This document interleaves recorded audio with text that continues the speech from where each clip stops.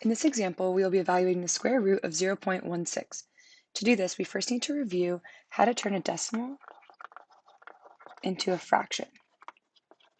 To turn a decimal into a fraction, we want to look at our furthest decimal place value, which is the 6. This is in the hundredths place value, so 0.16 will turn into 16 over 100.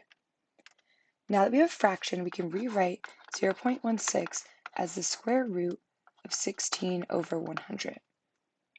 Now we need to review an important math concept, which is the square root of a over b is equal to the square root of a over the square root of b, meaning that if we have a fraction inside of a square root, we can rewrite it as individual square roots divided.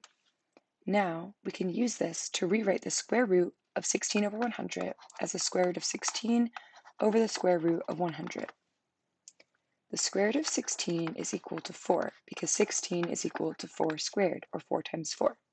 So we can rewrite the square root of 16 as 4.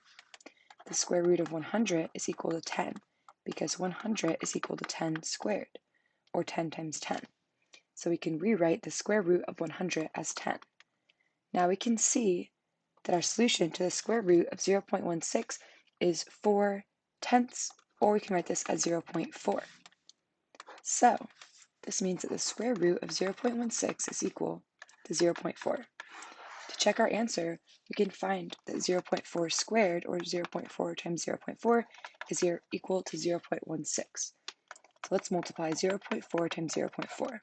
4 times 4 is 16, 0 times 4 is 0. Add our placeholder 0, 0 times 4 is 0, and 0 times 0 is 0. Now we have to move our decimal back 2 places because of our 2 digits after the decimal. Now we can see that 0.4 times 0.4 is equal to 0.16. So our solution is correct, that the square root of 0.16 is equal to 0.4.